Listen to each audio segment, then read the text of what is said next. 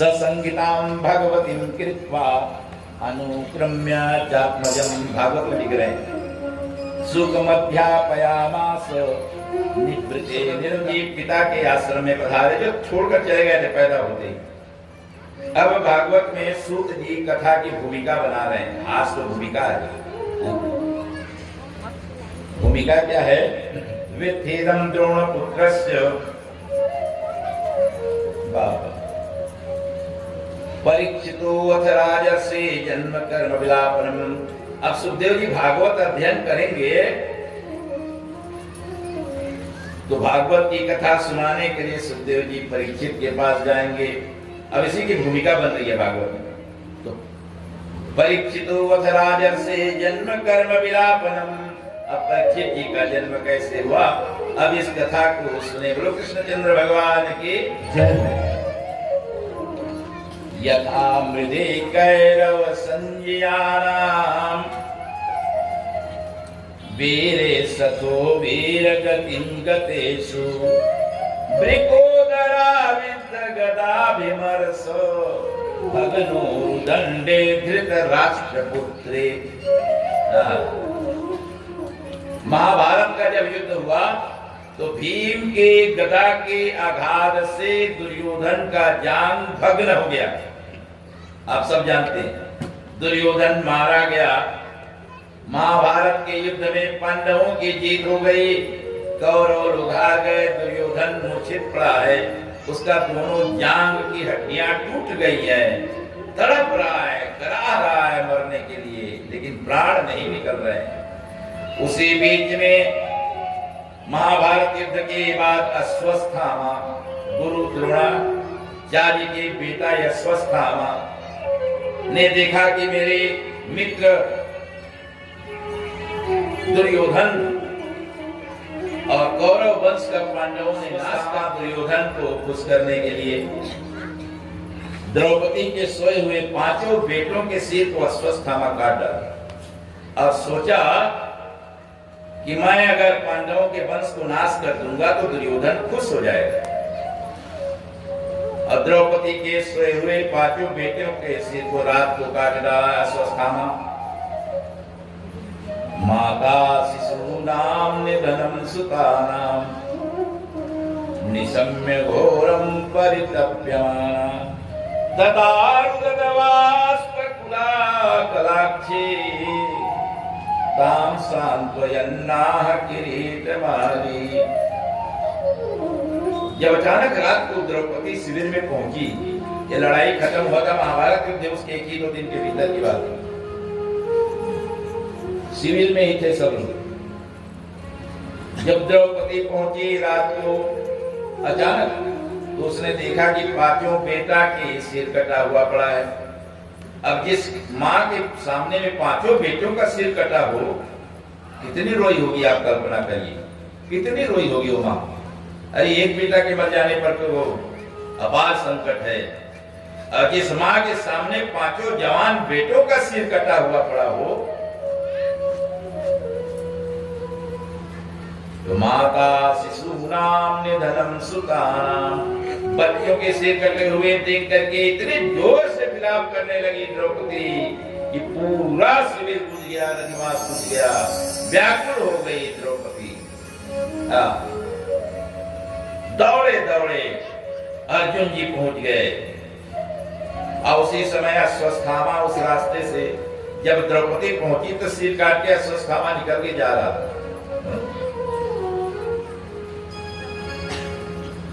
अर्जुन पहुंचा। अर्जुन ने पूछा कि द्रौपदी तुम्हारे पुत्रों की किसने ये दशा की, हमारे पुत्रों को किसने मारा, तुमने क्या देखा है?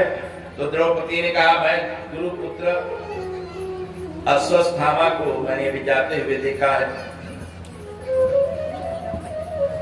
अर्जुन ने प्रतिज्ञा की कि मैं उसको तुम्हारे सामने तुम्हारे पुत्रों के हत्यारे को ला करके रखूंगा। अब अश्वस्थामा भगा। अर्जुन भगवान कृष्ण को साथ में लेकर रथ में बैठकर पीछा किए द्रोण अश्वस्थामा का। अश्वस्थामा की जब पीछा करते करते देखा अश्वस्थामा ने विद्धेदं द्रोण पुत्रस्य ब्राह्मयस्त्रं प्रदर्शितम्। जब अश्वत्थामा ने देखा कि मेरे पीछे कृष्ण और अर्जुन आ रहे हैं गांडीव धनुष लेकर के, तो अपने प्राण को संकट में जानकर प्राण बाधा उपस्थित है, ब्रह्मास्त्र का संधान कर दिया। ब्राह्मण अश्वत्थामा महाभारत के युद्ध में कहीं पर ब्रह्मास्त्र छोड़ा नहीं गया, 18 दिन की लड़ाई, लेकिन इसने ब्रह्मास्त्र छोड़ दिया अश्वत्थामा ने अपने प्राण बचाने के लिए। भगवान ने कहा अर्जुन ये ब्रह्मास्त्र से सारा संसार जल रहा है, नदियों में भयंकर ज्वार भाटा आने लगा, पहाड़ टूट-टूट कर गिरने लगे, नदियों में तूफान आने लगा, ये ब्रह्मास्त्र की तेज है, तुम्हारे पास भी ब्रह्मास्त्र है अर्जुन, इस ब्रह्मास्त्र के तेज को अपने ब्रह्मास्त्र से रोक डालो, नहीं तो संसार जलकर दग्ध हो जाएगा।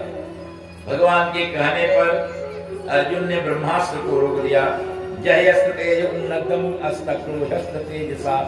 आपस में दोनों ब्रह्मास्त्र टकराए और ज्वाला शांत हो गई। तब अश्वत्थामा को रस्सी में बांधकर, पास में बांधकर अर्जुन घसीटते हुए सीधा शिविर में ले आए। कहा जहां पर द्रौपदी के 5 पुत्रों का सिर कटा हुआ पड़ा है। तब अर्जुन ने कहा द्रौपदी तुम्हारे बेटों का हत्यारा ये अश्वत्थामा गुरु द्रोणाचार्य का बेटा, हमारे गुरु द्रोणाचार्य का बेटा अश्वत्थामा बंधा हुआ पड़ा है, लहूलुहान हो गया है, बताओ इसके साथ हम क्या व्यवहार करें, इसका निर्णय तुम्हें करना है।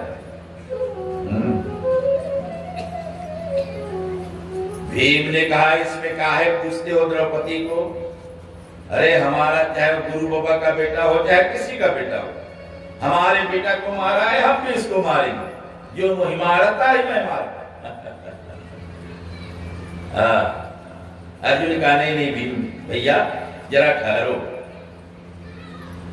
क्योंकि बाप 5 है और माँ 1 है द्रौपदी। जो मरे हैं 5 बच्चे, उसके पिता 5 हैं, युधिष्ठिर, भीम, अर्जुन, नकुल, सहदेव, और माता 1 द्रौपदी है। तो हम 5 भाइयों में विचार अलग अलग हो सकते हैं, लेकिन माता जो निर्णय करेगी वही मान्य होगा।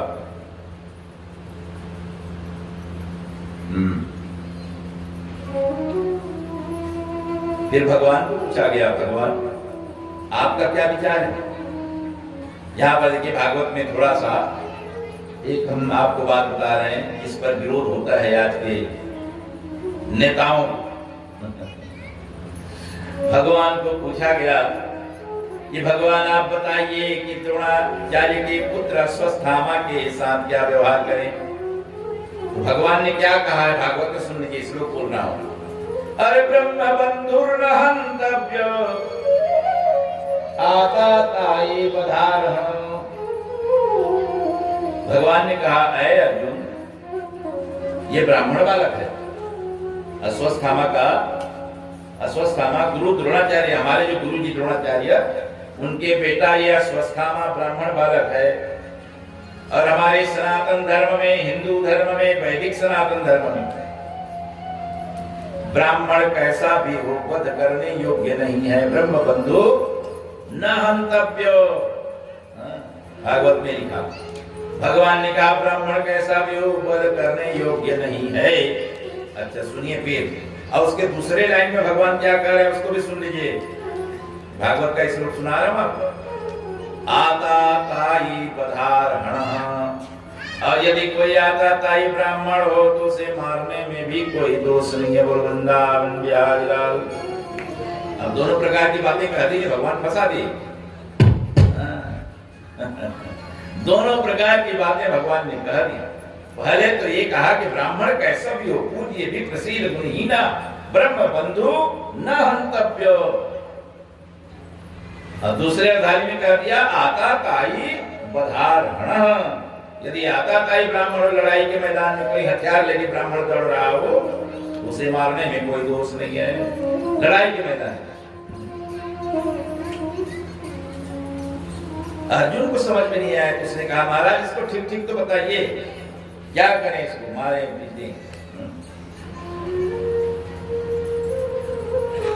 द्रौपदी ने तो ये कह दिया कि मारो विदस्य जननी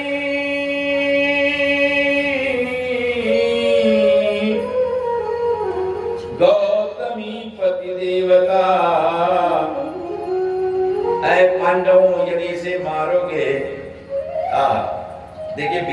भैया, विचार को थोड़ा भागवत का समझिए। द्रौपदी ने कहा कि यदि इसको मार डालोगे पांडवों तो जैसे आज मैं रो रही हूँ बेटों के मर जाने पर, वैसे इसकी माता का नाम गौतमी है। द्रोणाचार्य की पत्नी का नाम गौतमी था, अश्वस्थामा की माँ का नाम गौतमी था। तो गौतमी इसकी माता रोएगी इसके मर जाने पर, तो मैं यह नहीं चाहती कि एक माँ आज बेटे के वियोग में रो रही हो, वैसे कोई दूसरे माँ भी बेटे के वियोग में रोए, क्योंकि माँ का प्यार चाहे वो रावण की मम्मी हो चाहे राम की माँ हो, प्यार तो दोनों का एक ही बराबर है।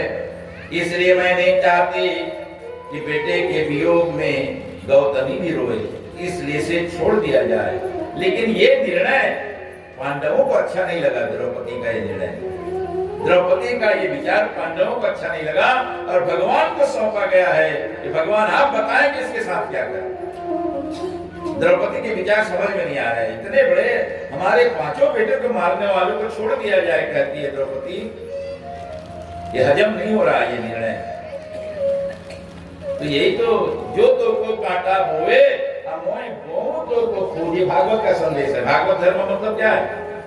यदि आपके रास्ते में कोई कांटा बिछाता है तो आप उसके रास्ते में फूल बिछाना सीख जाओ। अरे कोई कांटा बिछा रहा है, उसके रास्ते में फूल बिछाओ। यही भागवत का संदेश है। इसने मारा, लेकिन हम नहीं चाहते कि और कोई दूसरी मार हो। ये भागवत का संदेश, भागवत धर्म इसी का नाम। धर्म तो बहुत प्रकार के हैं, लेकिन भागवत धर्म यही कहता है बदले की भावना का परित्याग करो। बदले की भावना से हिंसा भड़कती है, समाज में अशांति फैलती है, शांति कभी नहीं मिलती बदले की भावना से। एक महात्मा जी थे, उसके सामने में पड़ोसी को हमेशा दुष्ट ही होता है ना, भारत वर्ष में दोस्त सुधर जाए। पड़ोसी, भारत का भी पड़ोसी बड़ी समस्या है, आपके घर का भी पड़ोसी बड़ी समस्या है। जितने पड़ोसी हैं ना, उससे दोस्ती कभी नहीं होती, दुश्मनी छोटी। और 4 घर के बाद दोस्ती बड़ी हो जाए, ये दुनिया का पूरे सभी जगह की समस्या है। तो पड़ोसी बड़ा चलता है, साधु बना है, बड़ा महंत बना है, बड़ा स्वामी जी बना है। चल आज तेरे को बताता हूँ तेरे स्वामी जी को। एक दिन वो महात्मा जी नहा के आ रहे थे, राधे कृष्ण राधे कृष्ण, बैठ गया ताक में, बढ़िया पानी, एक मटका पानी लेके बैठ गया। जैसे महात्मा जी पास में आए तो मुंह में पानी भरा और पानी को उसके शरीर में फिर डाल दिया, जूठा पानी। अरे महात्मा जी ने देखा गंदा हो गया। फिर राधे श्याम सीताराम करते हुए फिर गंगा चले गए और फिर गंगा में स्नान किया और गंगा में स्नान करके फिर दोबारा राधे श्याम सीताराम करते हुए आए। वो तो ताक में बैठा है ना, एक मटका पानी है, थोड़ा बहुत थोड़ी है। फिर थोड़ा सा मुंह में भरा और फिर उसके ऊपर डाल दिया जूठा पानी। अब जूठा पानी मुंह का जब पड़ा तो फिर दोबारा चला गया गंगा स्नान करने। तो दिन भर सुबह से लेकर शाम तक यही कार्यक्रम चलता रहा। इसका काम था जूठा पानी छोड़ना, महात्मा जी का काम था गंगा स्नान करना। और जब पानी का मटका का पानी खत्म हो गया और ये गाल गाल गाल गाल दर्द होने लगे, क्योंकि कई बार हो गया, दिन भर खाया पिया कुछ नहीं, एक सूत्री कार्यक्रम था दोनों का। जब दर्द होने लगा तब उस पड़ोसी ने देखा कि इतने बार दिन भर हो गया, मैं जूठा इसके पानी इसके शरीर में छोड़ता हूं, लेकिन ये एक बार कुछ भी नहीं बोलता। सचमुच में संत है। और शाम शाम को उसके हृदय में दया आई, करुणा आई, और दया आते ही वो दुष्ट संत के और साधु के चरण में गिर गया। कहने लगा, महाराज मुझे क्षमा करो, मैं महान पापी हूँ, मैंने दिन भर आपको सताया, बहुत कष्ट दिया, मैं महान पापी हूँ, मैं महान दुष्ट हूँ। तब उस संत ने कहा, भैया उठो मेरे मित्र, तीनों लोक में तुम्हारे समान मेरा कोई हितैषी नहीं है। अब देखिए संतों का विचार देखो। संत ने कहा कि तीनों लोक में तुम्हारे समान न तो कोई मेरा मित्र है न कोई हितैषी है। उसने कहा, मुझको मित्र कहते हो आप? मैंने इतना दिन बस सताया आपको, मुझे आप मित्र कहते हो? तो बोले, मित्र इसलिए कि कोई जीवन में एक बार गंगा स्नान नहीं कर पाता, मैं आज तेरे कारण 108 बार गंगा नहाया हूँ। बोलो गंगा मैया की। सब संसार में मित्र है बताओ, जो गंगा ले जाए 108 बार? बोले तेरे कारण आज मैं 108 बार गंगा नहाया, और जितने बार नहाया उतने बार राधे श्याम सीताराम कहते हुए आया और गया, तो दिन भर का मेरा काम भगवान के भजन में लगा। इस संसार में जो मन को भगवान में लगा दे, उसके समान सच्चा मित्र कोई नहीं है। जो मन को भगवान में लगा देता है वही सच्चा हितैषी है। बाकी तो सब संसार में फंसाने वाले, बीवी बच्चा घर द्वार रिश्ता नाता दोस्त मित्र यार, ये सब संसार में फंसाने वाले हैं। जो मन को भगवान में लगा दे वही सच्चा हितैषी है। ये संतों के विचार हैं, भागवत धर्म का विचार है, और इसी का नाम भागवत धर्म है। इसी का नाम भागवत धर्म है। जो तो को कांटा बोए, मैं बोऊं तो को फूल।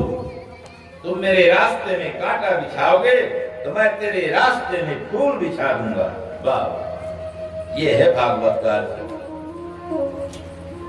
द्रौपदी ने कहा कि इसे छोड़ दिया जाए, मैं नहीं चाहती कि इसे मारो।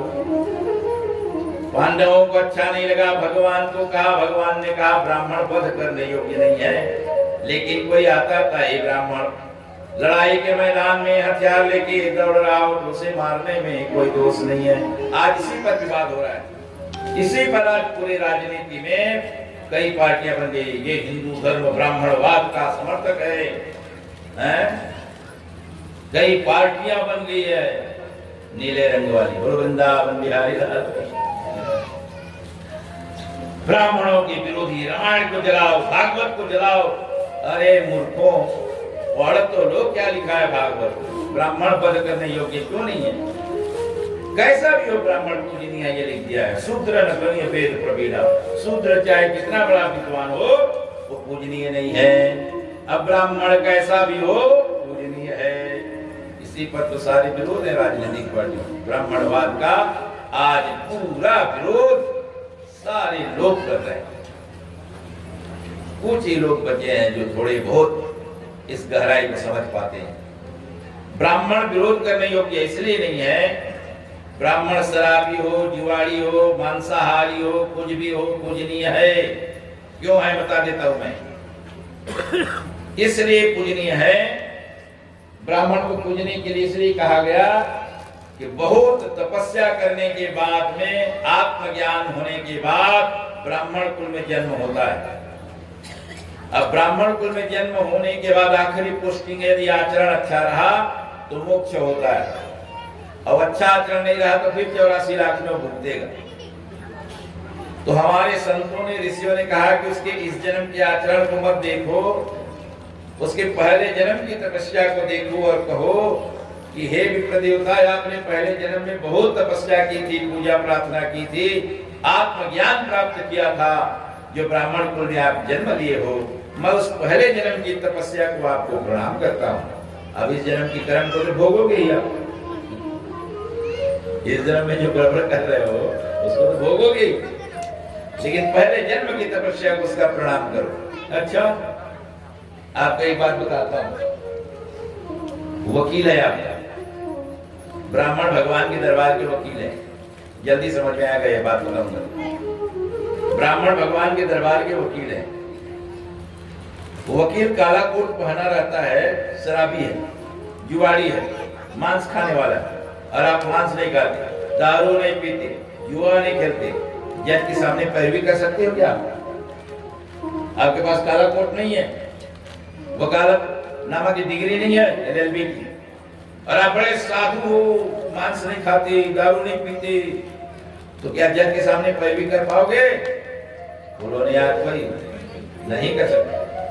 अब वो वकील जो काला कोट पहना हुआ है, वो चाहे दारू पीने वाला हो, सकल कर्मी हो, तो भी जज के सामने पैरवी करने का अधिकार है।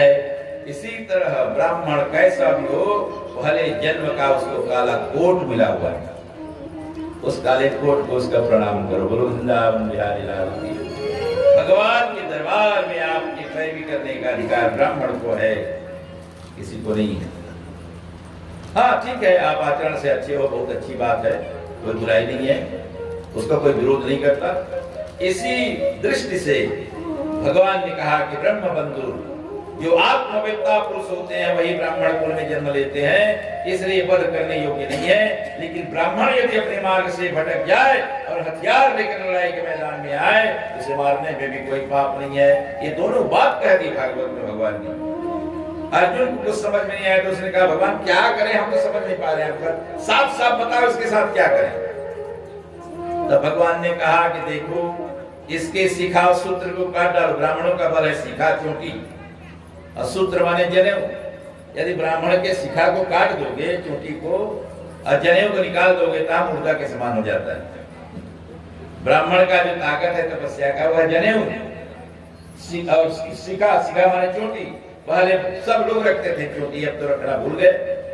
चोटी रखाया करो हिंदुओं को, ब्राह्मणों को। न तो ब्राह्मण की चोटी है, किसी ब्राह्मण के देखते, न हिंदुओं का चोटी दिखाई देता। ये ब्रह्मरंध्र चक्र है। यहाँ पर शिखा रखने से क्या फायदा, क्या बताएं, कितनी बात को बताएं, अभी समय नहीं है।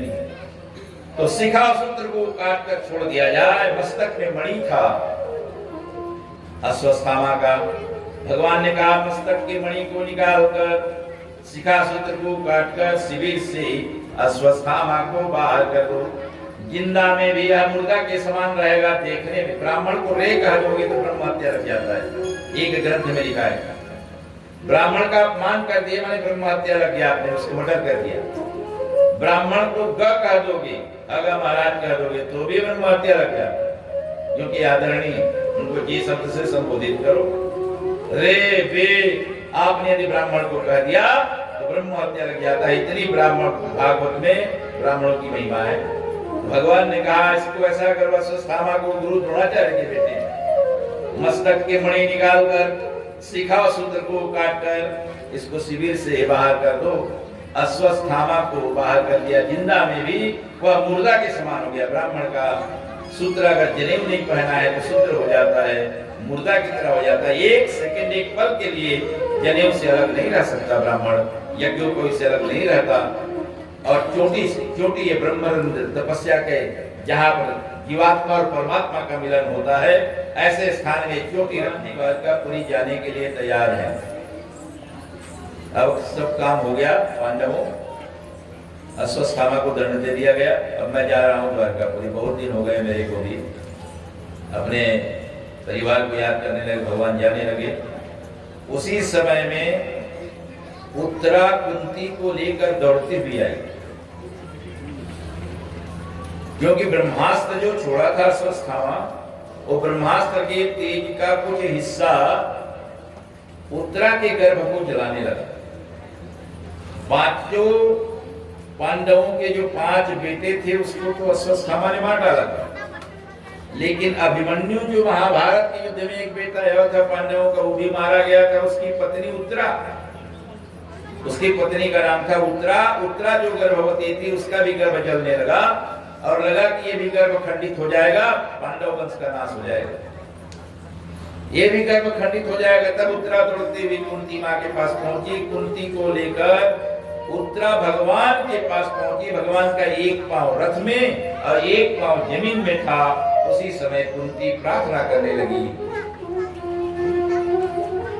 पाहि पाहि महायोगिन, हे योगी राज कृष्ण, देव देव जगतपते, कृष्णाय वासुदेवाय देवकी नंदनाय च नंदगोप कुमाराय गोविंदाय नमो नमः। कृष्णचंद्र भगवान की हे कृष्ण बचाओ बचाओ, पांडव वंश को बचाओ। कृष्ण, उत्तरा का गर्भ खंडित होने लगा है। 5 बेटों को तो मार डाला अश्वत्थामा ने। उत्तरा जो गर्भ है, अगर यही ये खंडित हो गया तो पांडव वंश समाप्त हो जाएगा। अरे सदा वेद गाते नहीं, पार पाते न गाते, अघाते गुणाली तुम्हारी। बड़े सुंदर कविता है, भागवत के श्लोकों का एक पद्य अनुवाद। सदा वेद गाते नहीं, पार पाते न गाते, अघाते गुणाली तुम्हारी। यशोदा दुलारी, अब तुम ही हो हमारी, अब तुम ही ने उबारी उजाली तुम्हारी। अरे थोड़ा बहुत थोड़ा साहित्य में रुचि रखते हो हिंदी में, उनको आनंद आएगा। अब आप नहीं पढ़े हो तो भी आपको आनंद दे दूंगा, थोड़ा ध्यान दे दो इधर। भवाराम माली, शब्दों को ध्यान देंगे। भवाराम माली दयाशील साली, अनिराली सुलीला सुलाली सुलीला तुम्हारी। बाबा बड़ा सुंदर शब्दों का चयन है। पिता और माता सखा श्रेष्ठ, कुंती कह रही है, पिता और माता सखा श्रेष्ठ भ्राता, तथा सर्वनाता सुदाता तुम्ही हो, तुम्हें जो न ध्याता महादुख पाता, महादुख त्राता विधाता तुम्ही हो। बाबा कुंती के प्रार्थना में पूरा भागवत के श्लोकों का जो भाव है भरा हुआ है। प्रार्थना में तो भाव ही की तो प्रार्थना है भैया। अरे भवाम्बोधि पोतो स्वंसोच्य केतु, दयालो अहेतु स्वयंभू सुनामी, खगाधीश गामी अजन्मा अकामी, अनामी नमामि नमामि नमामि। गुरु कृष्णचंद्र भगवान की जय। कुंती प्रार्थना करती है कि हे भगवान बोधिपुत्र सवंशोच्चकेतु, दयालु अहेतु स्वयंभू सुनामी। मैं आपको कैसे प्रणाम करूं? मैं सामने से प्रणाम करती हूँ। देखो भाव देखना, मैं सामने से प्रणाम करती हूँ, मैं पीछे से प्रणाम करती हूँ। क्योंकि कुंती को तो दिख रहा है कृष्ण सामने भी है पीछे भी है। मैं आपको ऊपर से प्रणाम करती हूँ, मैं नीचे से प्रणाम करती हूँ, मैं आपको बगल से प्रणाम करती हूँ, मैं बगल से प्रणाम करती हूँ, मैं दसों दिशाओं से आपको